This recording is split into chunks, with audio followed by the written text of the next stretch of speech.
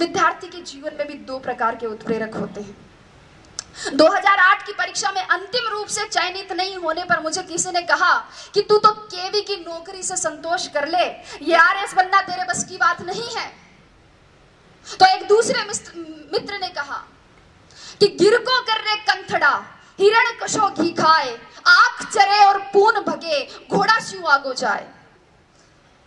कि हिम्मत कर, हुंकार भर, हिरण कौन सा घी खाता है लेकिन घोड़ों से आगे जाता है। एक था उत्प्रेरक और दूसरा था दुष्प्रेरण।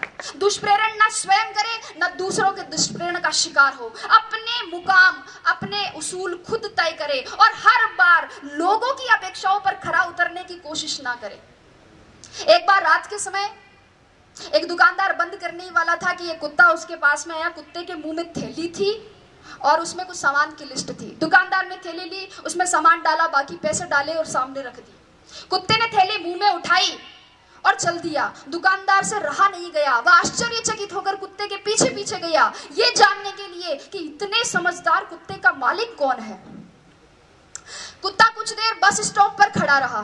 बस आई, उसमें चढ़ गया। कंडक्टर पास आते ही उसने गर्दन आगे, बेल्ट में कुछ पैसे और घर का पता था।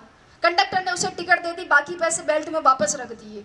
जो ही अपना स्टॉप नजदीक आया, कुत्ता बस में आगे की तरफ आ गया और पूंछ हिलाकर इशारा किया।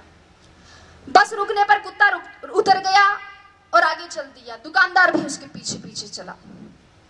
कुत्ते ने अपने पैर से 2-3 बार दरवाजा खटखटाया। मालिक बाहर निकल कर आया और उसने लाठी से कुत्ते की पिटाई की। आप सोच रहे होंगे कि क्यों? मालिक भी सोच रहा था। उसने पूछा इसका कारण, तो मालिक ने कहा बदतमीज ने सारी नींद खराब कर दी, चाबी लेके नहीं जा सकता था, गधा कहेगा। मित्रों, जीवन की सच्चाई भी यही है।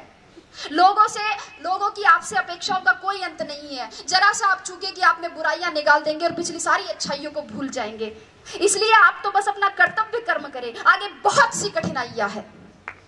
माझी तेरी कश्ती के तलबदार बहुत है, माझी तेरी कश्ती के तलबदार बहुत है, इस पार कुछ मगर उस पार बहुत है। जिस शहर में खोली है तूने शीशे की दुकान, उस शहर में पत्थर के खरीदार बहुत है।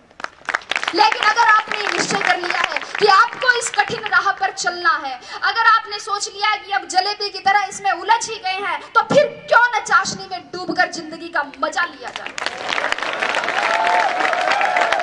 मेरे कहने का मतलब इतना ही है कि अपनी मेहनत को सफलता के मुकाम तक पहुंचाइए। अपना संबल खुद बनिए, अपनी तारीफ खुद करिए। बुराई करने के लिए तो पूरा जमाना बैठा है। जिन लोगों की नजरों में बुरे हैं आप, कह दे उन्हें कि वे नेत्रदान कर सकते हैं।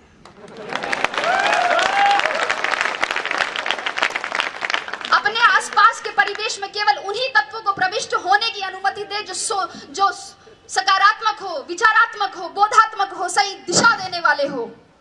अन्यथा आपके मस्तिष्क में क्रोध, ईर्ष्या और द्वेष के रासायनिक दुष्प्रभाव दिखने लगेंगे, जो आपकी सोने की थाली में पीतल की मेख जैसे अशोभनीय लगेंगे। तो